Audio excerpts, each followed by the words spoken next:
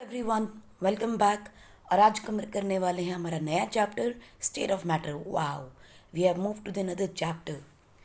हमने अपने पिछले चैप्टर में बात की थी किस तरह से आयोनाइजेशन एनर्जी क्या है, इलेक्ट्रॉन गेन एंथैल्पी के बारे में, चार्ज डेंसिटी, मॉलिक्यूल्स, उनकी shape, polarity, geometry, structure, bonds, इन सब चीज़ों के बारे में बात की।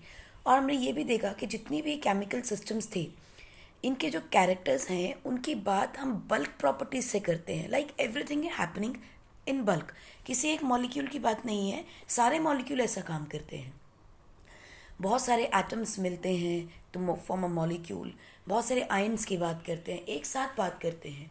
किसी एक पर्टिकुलर एटम से रिएक्शन नहीं होता। We talk about different molecules together, bulk of atoms, group of ions, group of molecules. So similarly जैसे पानी चीज़ों को गीला करता है, एक वाटर मॉलिक्यूल तो गीला नहीं कर सकता। फिर लिक्विड जब बॉईल करता है तो एक बल्क फिनोमेना होता है, पूरा पानी जो है वो बॉईल करता है। वाटर की क्या क्या प्रॉपर्टीज़ हो सकती हैं, लेकिन हमें पता है कि वाटर 3 स्टेट्स में एग्जिस्ट करता है, सॉलिड, लिक्विड एंड गैस। तीनों की प्रॉपर्टीज़ अपनी अलग अलग होती हैं और ये सारी प्रॉपर्टी डिपेंड करती है what is the shape of water molecule, how the atoms are combined, how the molecules are combined, उस पर डिपेंड करता है। केमिकल प्रॉपर्टीज़ जो होती हैं वो किसी भी सब्सटेंस के जब केमिकल प्रॉपर्टीज़ होती हैं तो do not change with change in the physical state. यानी कि पानी की जो प्रॉपर्टीज़, केमिकल प्रॉपर्टीज़ हैं, उसके रिएक्शंस हैं, will not change much with the change in state, solid, liquid और गैस। लेकिन किस तरह से ये फिजिकल स्टेट चेंज होगी उस पर डिपेंड करती है केमिकल रिएक्शंस। लाइक सॉलिड के साथ मुझे एनर्जी ज़्यादा देनी पड़ेगी, लिक्विड में कम देनी पड़ेगी रिएक्शन के लिए, राइट। सो इस तरह की चीज़ें समझने के लिए हमें ये जानना ज़रूरी है कि एक मॉलिक्यूल डिफरेंट स्टेट्स में कैसे बिहेव करता है और उसमें उनकी फिजिकल स्टेट को समझने के लिए हमें 3 चीज़ों को खास तौर पे ध्यान में देना है। बिकॉज ये सब चीज़ें डिपेंड करती हैं इंटरमॉलिकुलर फोर्सेस के ऊपर। पहली चीज़ मॉलिकुलर इंटरैक्शंस के ऊपर, यानी एक मॉलिक्यूल लाइक HCl NaOH के मॉलिक्यूल के साथ कैसे रिएक्ट करेगा, how it is going to interact. So molecular interaction पे डिपेंड करता है। And then it depends upon the effect of thermal energy, endothermic है या एक्सोथर्मिक है। इन 3 चीज़ों पे डिपेंड करेगी स्टेट ऑफ, तीनों चीज़ों के ऊपर हम बात करेंगे यहाँ पर। बिकॉज इन तीनों में अगर बैलेंस होगा तभी हम बता सकते हैं कि उसका स्टेट ऑफ मैटर क्या होना चाहिए। तो चलिए इसके लिए सबसे पहले हम पढ़ते हैं intermolecular forces. So characteristics of 3 states of matter depends on the energies of molecules and on the manner in which molecules aggregate. So bonds and shapes of molecule are important to understand the state of matter. So balance between intermolecular forces, molecular interaction and effect of thermal energy determines the rate of state of matter. और कोई भी reaction हो रही होती है बच्चों, उस वो डिपेंड करती है कि किसी भी मॉलिक्यूल की, किसी भी एटम की फिजिकल स्टेट क्या है, क्या वो सॉलिड है, लिक्विड है या गैस है। क्योंकि अगर सॉलिड है तो देखिए इंटरमॉलिकुलर फोर्सेस स्ट्रांग होंगे, उन्हें तोड़ना मुश्किल होगा। दूसरी चीज़, लिक्विड सॉलिड के अंदर होते हैं तो मॉलिकुलर इंटरेक्शन कम होती है। 2 सॉलिड पड़े हैं आपस में, जल्दी नहीं मिक्स होंगे। लिक्विड होंगे जल्दी मिक्स करेंगे, गैसेस जल्दी डिफ्यूज़ कर जाती हैं। इफेक्ट ऑफ थर्मल एनर्जी, मतलब अगर सॉलिड है तो उसमें आपको हीट ज़्यादा देनी पड़ेगी to break those bonds. Liquid है तो कम हीट में काम चल जाएगा क्योंकि ऑलरेडी उनके पास थर्मल एनर्जी स्टोर्ड है, बहुत ज़्यादा काइनेटिक एनर्जी उनके पास ज़्यादा है। सो इन तीनों चीज़ों पे डिपेंड करता है कि स्टेट ऑफ मैटर क्या है। तो चलिए अब हम देखते हैं इंटरमॉलिकुलर फोर्सेस के बारे में। What is intermolecular forces? बच्चों, फोर्स ऑफ अट्रैक्शन और repulsion between interacting atoms or molecules or particles is called intermolecular forces, and they are very much different from the covalent bonds because they are formed by the force of attraction between the electrostatic ions, यानी कि आपके charge positive और negative charge के बीच में जो bond बनता है that is covalent bond and this intermolecular forces can be attraction can be repulsion so they are different from the electrostatic force, different from electrostatic force which is q1 q2 upon r का square. ठीक है, where q1 क्या होता है आपका positively charge particle, q2 क्या है आपका negatively charge particle which is different. और क्योंकि इन दोनों से क्या बनती है कोवलेंट बॉन्ड बनती है, forms covalent bond. Intermolecular forces को हम कोवलेंट बॉन्ड नहीं कह रहे हैं. It can be attraction, it can be repulsions. So सबसे पहले देखते हैं attractive intermolecular forces. Attractive intermolecular forces, क्योंकि यहाँ हमें मेनली अट्रैक्टिव इंटरमोलिकुलर फोर्सेस से ही मतलब है. These are known as van der Waals forces. Van der Waals forces, van der Waals forces का नाम इसलिए पड़ा क्योंकि जिस साइंटिस्ट ने इस पर रिसर्च की, जिन्होंने इसके बारे में बताया, उनका नाम था wander walls. And he explained how ideal gases and real gases are different. He explained the deviation of real gas from ideal gas. Deviation of behavior कह सकते हैं आप.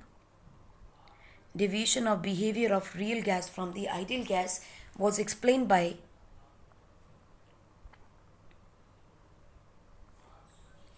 van der Waal using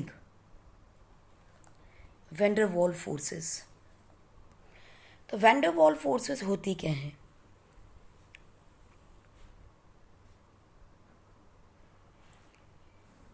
van der Waal force is force of attraction between molecules, but these are weak forces compared to covalent bonds. Right. अभी van der Waals forces कई तरीके की होती हैं, कुछ उसमें वीक होती हैं, कुछ उसमें स्ट्रांग होती हैं. अभी स्ट्रांग इंटरैक्शंस क्या होती हैं? देखिए, जैसे वैंडरवॉल फोर्सेस हैं या इंटरमोलिकुलर फोर्स ऑफ अट्रैक्शन की बात करें, सो स्ट्रांग इंटरैक्शंस क्या होंगी और वीक इंटरैक्शंस भी होती हैं. राइट. स्ट्रांग इंटरैक्शंस कौन कौन सी हैं? Like you have ionic bond, you have covalent bond. जितनी भी ये दो बॉन्ड्स हैं, कोवलेंट बॉन्ड, आयनिक बॉन्ड, इनकी जो बॉन्ड एनर्जी है, तो आपको बॉन्ड एनर्जी समझ में आती है. इनको तोड़ने के लिए जो अमाउंट ऑफ एनर्जी चाहिए वो more than 200 kilo joule per मोल है. यानी कि 200 किलो जूल से ऊपर की जो एनर्जी लगती है उसमें स्ट्रांग बॉन्ड होती है. वीक इंटरैक्शन में हमारे पास क्या आई? Van Waal forces and we have hydrogen bonding. ये ऑर्डर याद रखिएगा बच्चों. इसके अंदर जो बॉन्ड एनर्जी होती है that is less than 18 kilo joules per mole, और हाइड्रोजन में बॉन्ड एनर्जी में it has more than 18 and less than 42 kilo joule per mole. This is our hydrogen bond. यानी कि hydrogen bond van der Waal forces से strong है.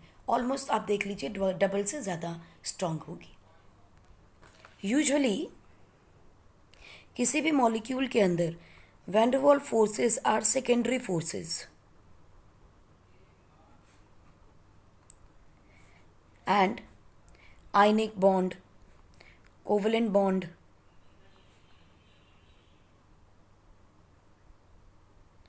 Hydrogen bond भी are primary forces और the primary bonds. So secondary bond होती है mostly van der Waal forces आपकी. Majorly आयनिक और कोवलेंट आपको मिलेंगे, यानी कि किसी भी मॉलिक्यूल में ये दोनों फोर्सेस ऑफ अट्रैक्शंस आपको मिलेंगे. लेकिन आयनिक कोवलेंट और H hydrogen bond primary bonds कही जाती है, और वैंडरवॉल फोर्सेस के अट्रैक्शन यानी van der Waal force of bonds they are the secondary attraction, the secondary forces. दूसरी चीज, van der Waal forces can exist between any two molecules. कोई फर्क नहीं पड़ता कि वो पोलर है और नॉन पोलर है. वो पोलर पोलर में भी बन सकती है, वो नॉन पोलर मॉलिक्यूल्स में भी बन सकती है, and it can be between polar and non polar molecules. यानी इन सब के अंदर हमें वैंडरवॉल फोर्सेस मिल सकती हैं. ठीक, तीनों तरह के मॉलिक्यूल्स में वैंडरवॉल फोर्सेस मिलती हैं. यहाँ तक कि हमें ion polar and ionic non polar में भी ये बॉन्ड मिलती है. अभी हम बात करेंगे ये कैसे होंगी. आयनिक नॉन पोलर में भी आपको इसमें मॉडी बॉन्ड्स मिलेंगी. देखिए, there are 5 types of van der Waal forces. कितनी? 5.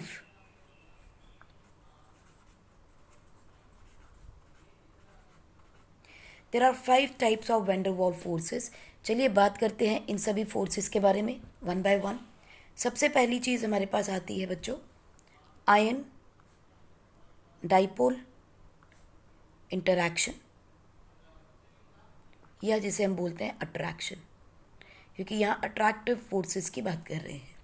शॉर्ट में हम इसको बोलते हैं आईडी. और ये सबसे ज़्यादा स्ट्रांग होती है अमंग ऑल दी 5, स्ट्रांगेस्ट रहती है. देखिए, आयन डाइपोल इंटरैक्शन मतलब कोई ना कोई आयन होगा आपके पास. It can be a cation, it can be an अनायन.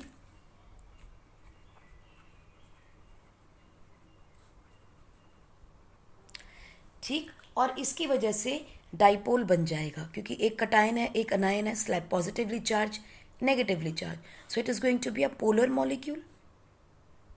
Polarity है इसमें, है ना. So it is going to induce a dipole because of a cation or an anion. So polar molecule मिलेगा हमें.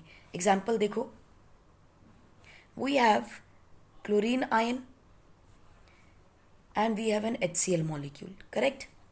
Okay. अब डाइपोल से मतलब क्या है, यहाँ किसी ना किसी मॉलिक्यूल में डाइपोल होगा. देखो इसमें कैसे इंड्यूस करेंगे. H पॉजिटिव होगा स्लाइटली, क्योंकि बॉन्ड है यहाँ. Cl में एक नेगेटिव. क्यों? क्योंकि यहाँ पे डाइपोल ये है, तो शेयर्ड पेयर ऑफ इलेक्ट्रॉन थोड़ा सा क्लोरीन की तरफ चला जाएगा. So there is a dipole induced. This is called as dipole. और ये क्या है? आयन.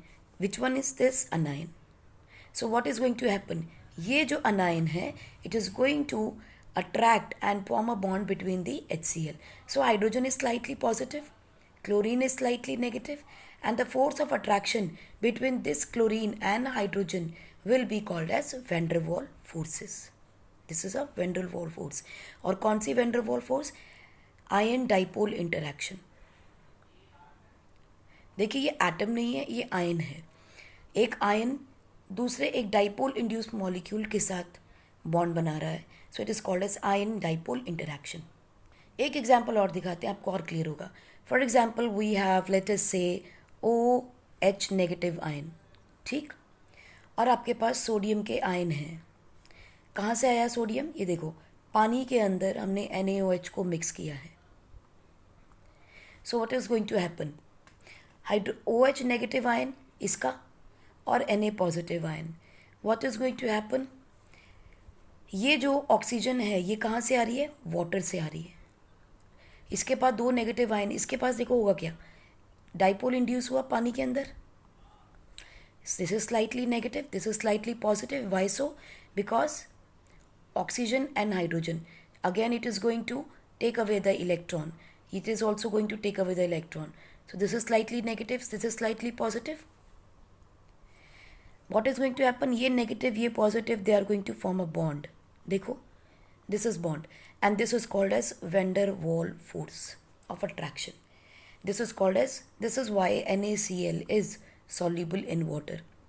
कोई भी चीज़ पानी में तभी घुलेगी जब इस तरह की कोई ना कोई बॉन्ड्स बनेंगी. It can be any other form of bond. देखो यहाँ पे ऑक्सीजन के ऊपर एक नेट डाइपोल था, यहाँ पे भी एक डाइपोल था, दोनों के बीच इंटरेक्शन है, वैन डर वाल फोर्स बन गई क्योंकि ऑक्सीजन का एक आयन था मेरे पास, राइट। स्ट्रॉन्गेस्ट इंटरमोलिकुलर फोर्स कौन सी होती है? Ion dipole interaction is the strongest one. Ion dipole interaction is the strongest one, ID is the strongest one. Next देखो क्या है, we have dipole dipole dipole interaction. Dipole dipole interaction में क्या होगा?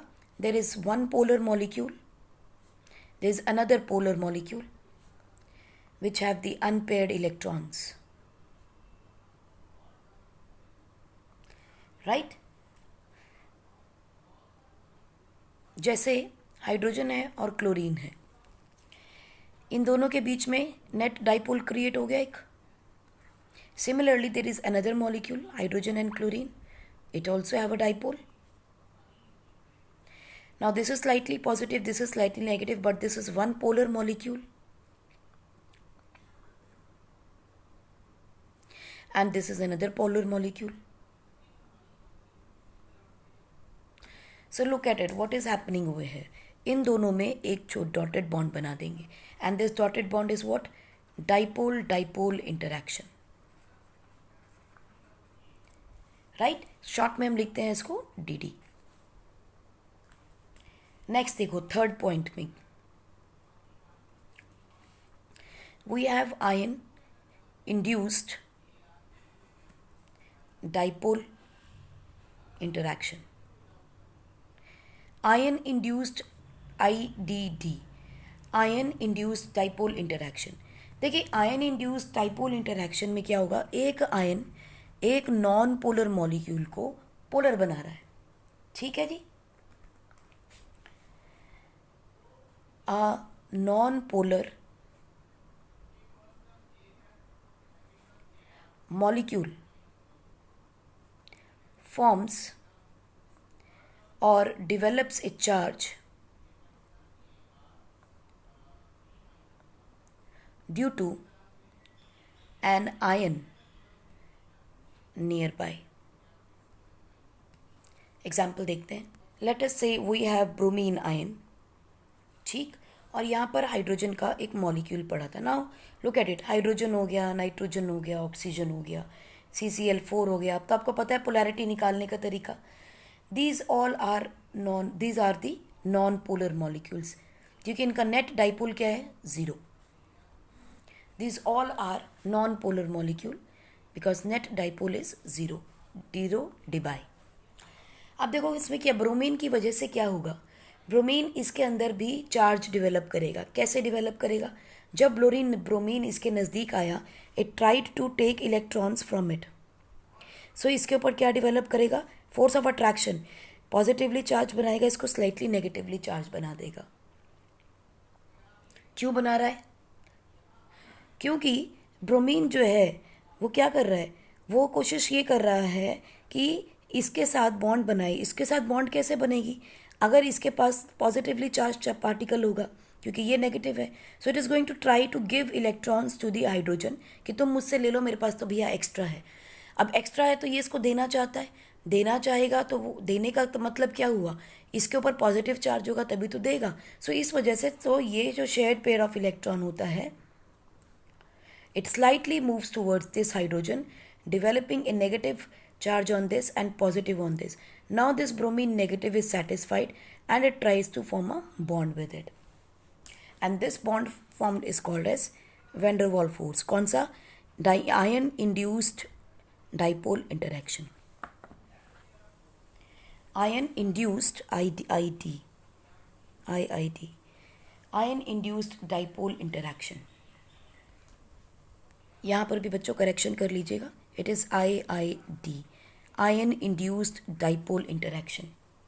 हुआ क्या यहाँ पे, due to bromine ion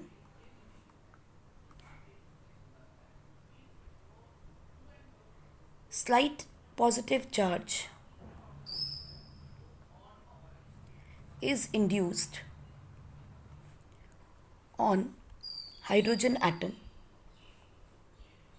as electrons move away from bromine and hydrogen gains, चलो इसको मार्क कर लें, 1 और 2 मार्क कर लेते हैं. Hydrogen 2 gains slightly negative charge, while hydrogen 1 gains slightly positive charge. Similarly हम कटायन के साथ भी देख सकते हैं. मान लीजिए अनायन की जगह यहाँ कटायन होता. अब इस कटायन ने एक इलेक्ट्रॉन लूज किया हुआ है, इट वांट इट बैक. जब वापस चाहता है और उसके पास एक हाइड्रोजन मॉलिक्यूल आ जाता है, सो ये उससे इलेक्ट्रॉन लेने की कोशिश करता है. लेने की कोशिश का मतलब क्या है? इसके ऊपर स्लाइटली नेगेटिव चार्ज लाएंगे, इसके ऊपर स्लाइटली पॉजिटिव आएगा, क्योंकि शेयर्ड पेयर इसके पास शिफ्ट हो जाएगा. As a result of this developed charge there will be a force called as ion induced dipole. कौन सी फोर्स है? Ion induced dipole interaction, IID, right. चलिए नेक्स्ट फोर्स ऑफ अट्रैक्शन देखते हैं, that is dipole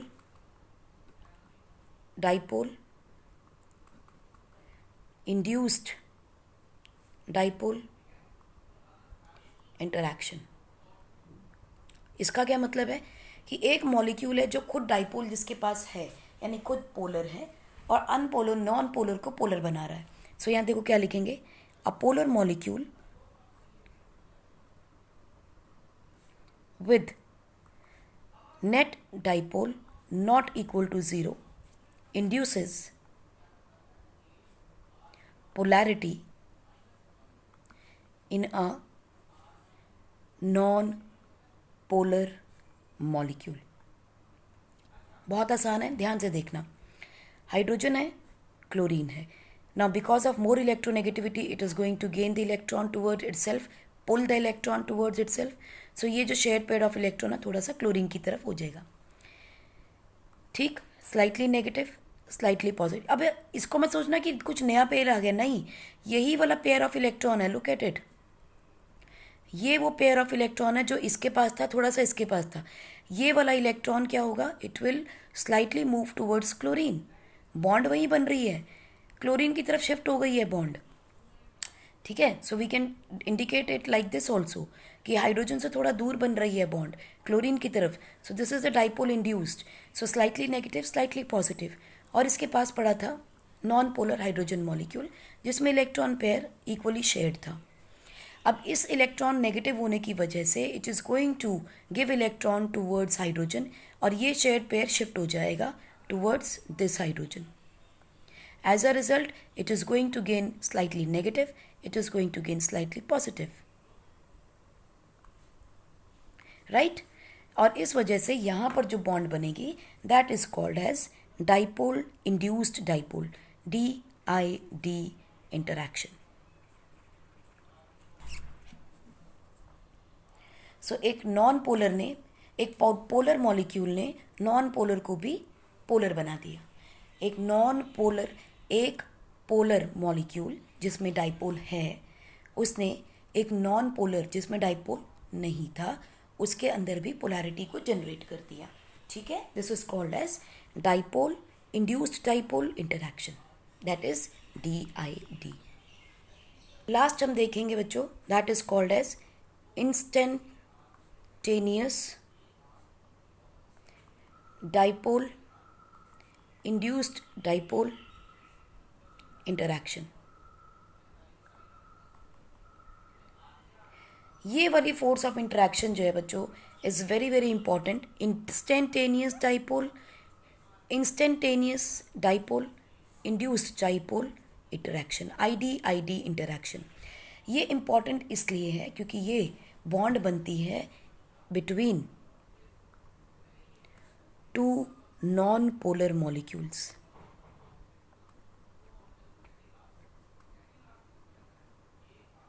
जैसे hydrogen का example लेते हैं. एक हाइड्रोजन मॉलिक्यूल यहाँ पड़ा है, दूसरा हाइड्रोजन मॉलिक्यूल यहाँ पड़ा है। ये गैस इकट्ठी बनती कैसे है? ऐसा तो नहीं कि पार्टिकल्स में इंटरेक्शन नहीं होता, होता है, लेकिन उस इंटरेक्शन को कैसे जस्टिफाई करते हैं। देखिए ये हाइड्रोजन मॉलिक्यूल, ये हाइड्रोजन मॉलिक्यूल, इन दोनों में इंटरेक्शन कैसे होंगी? कोई भी हाइड्रोजन मॉलिक्यूल होता है, उसके पास 2 इलेक्ट्रॉन है, let us say both electrons are here on this side, left side पे। As electron cloud is dynamic. Electron ऐसा तो नहीं एक जगह टिक के बैठे हैं, they are moving all the time, rotate करते हैं ना इलेक्ट्रॉन एटम के अराउंड ऑर्बिट में। So let at a point electron, यानी दोनों के दोनों इलेक्ट्रॉन जो हैं, they are in same position as shown. देखो मान लेते हैं दोनों इलेक्ट्रॉन इकट्ठे यहाँ आ जाते हैं मॉलिक्यूल के, ठीक है। अगर दोनों इलेक्ट्रॉन यहाँ आ जाते हैं तो यहाँ नेगेटिव चार्ज आ जाएगा, तो ऑपोजिट साइड पे क्या हो जाएगा? पॉजिटिवली चार्ज पार्टिकल आ जाएगा। समझ में आई मेरी बात? ये मॉलिक्यूल आपका हाइड्रोजन का, इसके इर्द गिर्द दोनों इलेक्ट्रॉन घूम रहे हैं, चलिए मान लेते हैं यहाँ घूम रहा है, एक यहाँ घूम रहा था। Now these electrons they are rotating, 2 different atoms के इलेक्ट्रॉन है। रिमेंबर, एक इलेक्ट्रॉन एक ऑर्बिट में नहीं है, दे आर मूविंग, क्योंकि एक इलेक्ट्रॉन दूसरे हाइड्रोजन का है। सो क्या होगा, मान लेते हैं कि एक बार क्या हुआ कि दोनों इलेक्ट्रॉन्स आपस में एक साथ इधर आ गए, यहाँ तो डेव खत्म हो गया, सारा चार्ज इधर आ गया, वजन बढ़ गया। सो यहाँ नेगेटिव चार्ज आ जाएगा, यहाँ पॉजिटिव आ जाएगा। लेकिन ये बहुत थोड़े टाइम के लिए होता है। बिकॉज थोड़े टाइम के लिए होता है, we called it as instantaneous, because it occurs for short span of time, ठीक है। सो एक कंडीशन जनरेट होगी जहां पोलैरिटी आ गई, सो this is the instantaneous dipole. So this orientation of instantaneous dipole of hydrogen molecule attracts another hydrogen molecule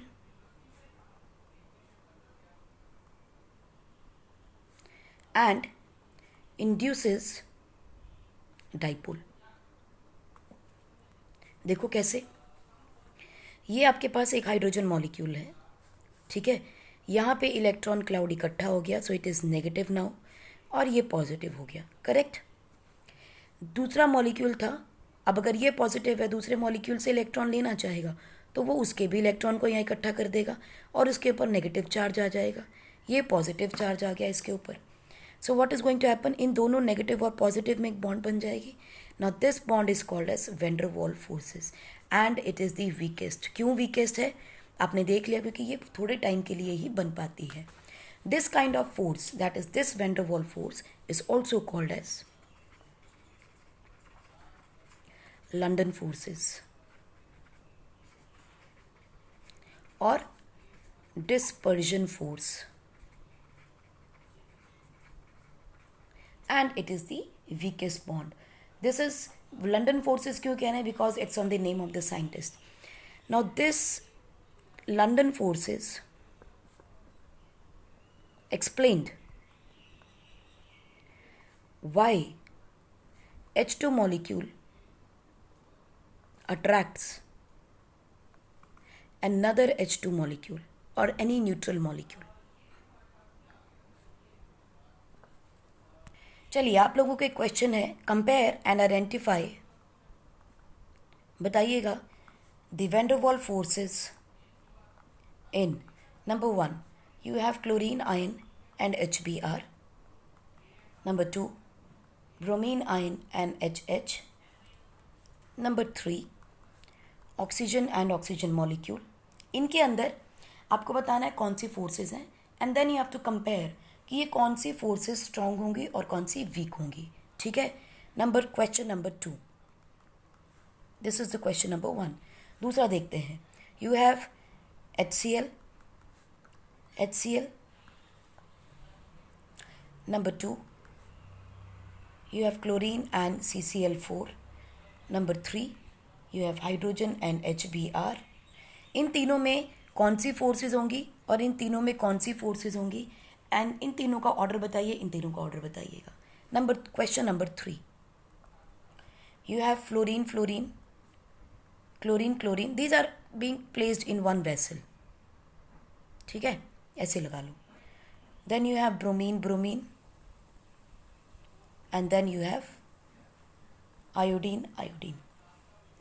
आपको बताना है कि इनके अंदर फोर्स ऑफ अट्रैक्शन कौन सी होगी। इन पांचों बॉन्ड्स के अंदर जो ऑर्डर रहेगा बच्चों, that is the ion dipole induced ion dipole interaction जो है, that will be the strongest. Then you have dipole dipole interaction, then you have ion induced dipole interaction, dipole induced dipole interaction, and in the last you have instantaneous dipole induced dipole interaction। ये order मैंने आपको बता दिया कि ये होता है। अब आप आइडेंटिफाई कीजिएगा और बताइएगा कि इसमें कौन सी फोर्सेस स्ट्रॉन्ग होंगी। Till then take care and will come back, थोड़ी और वंडर वॉल फोर्सेस के बारे में बात करेंगे। Then we will talk about different laws of states of matter. Till then take care and enjoy yourself.